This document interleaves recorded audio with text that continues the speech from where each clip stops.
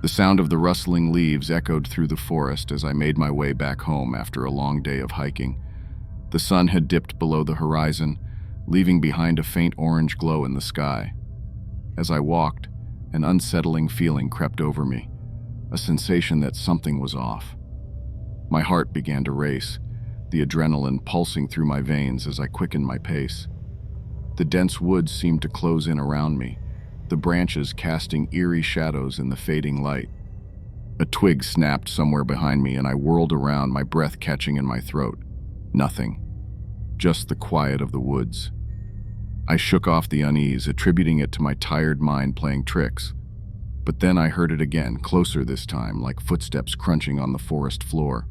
I broke into a sprint, my feet stumbling over roots and rocks. Panic surged within me as I realized I was lost, disoriented in the maze of trees. Suddenly, a figure emerged from the shadows, a silhouette against the dimming sky. My heart hammered in my chest as I pleaded for help, but the figure remained motionless, its presence ominous and foreboding.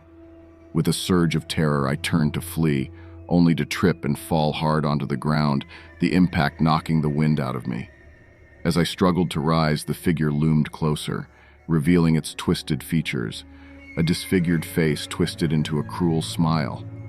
I scrambled to my feet, ignoring the pain, and dashed blindly through the underbrush. Adrenaline fueled my escape as I sprinted with all my might, the sounds of pursuit fading into the distance. Finally, I burst into a clearing, spotting the lights of civilization in the distance. I didn't stop running until I reached the safety of a nearby town, my body trembling with fear and exhaustion. I never returned to those woods, haunted by the memory of that sinister figure lurking in the darkness. Later, I learned that the area was notorious for a string of disappearances, and shivers ran down my spine as I realized how close I had come to becoming another victim of whatever lurked in those haunted woods. The setting sun painted the sky in hues of pink and orange as I ventured into the familiar woods for my evening stroll. The tranquil ambiance embraced me, the rustling leaves and chirping birds creating a serene symphony. As I wandered deeper into the forest, a sense of calm washed over me, the stress of the day melting away. But as darkness began to blanket the trees, a subtle unease settled in. The usual sounds of nature seemed to hush, leaving an eerie silence in their wake. A twig snapped behind me, and I glanced over my shoulder, seeing nothing but the dense foliage. My pace quickened, a nervous energy coursing through me. Shadows danced ominously among the trees, and a chill wind sent shivers down my spine. I tried to shake off the growing sense of dread, attributing it to my imagination. Then, a distant rustling turned into hurried footsteps, echoing through the stillness.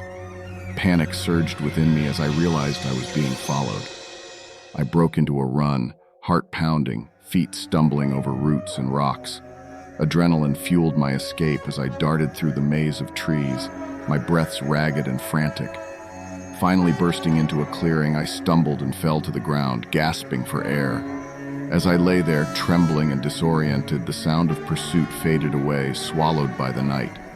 With shaky hands, I checked my surroundings before finding my bearings and sprinting back towards civilization. The safety of streetlights and familiar paths offered solace, but the memory of those haunting footsteps lingered. I never ventured into those woods alone again, haunted by the chilling realization that danger can lurk in the most serene places. The incident left an indelible mark, a constant reminder to heed the warnings whispered by the woods after dusk. I made a habit of evening walks in the sprawling park near my neighborhood, finding solace in the familiar trails and serene surroundings. That night, the air held a peculiar stillness, a silence that felt suffocating. The usual chatter of birds and rustle of leaves were absent, replaced by an eerie quiet.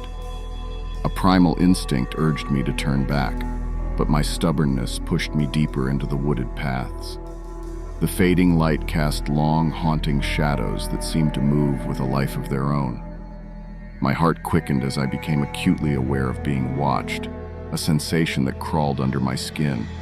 A twig snapped somewhere behind me, and I whirled around, catching only the empty, darkened trail.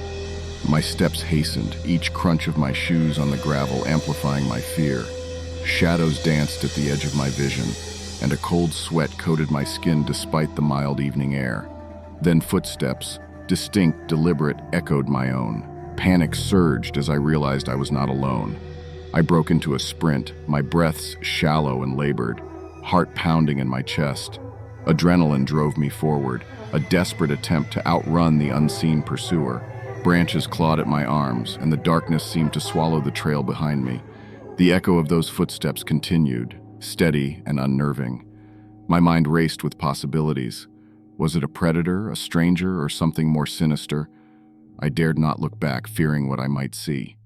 Finally reaching the park's exit, I stumbled out onto the illuminated street, gasping for air.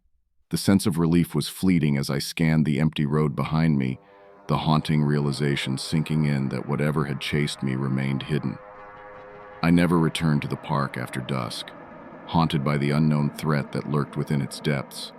The incident became a cautionary tale in my mind, a reminder that sometimes fear doesn't need a face to send shivers down your spine. The park, once a place of solace, became a forbidden territory, a chilling reminder of a night where unseen terrors lurked beneath the veil of darkness. The unsettling silence of that evening remained etched in my memory, a constant warning against venturing into the unknown.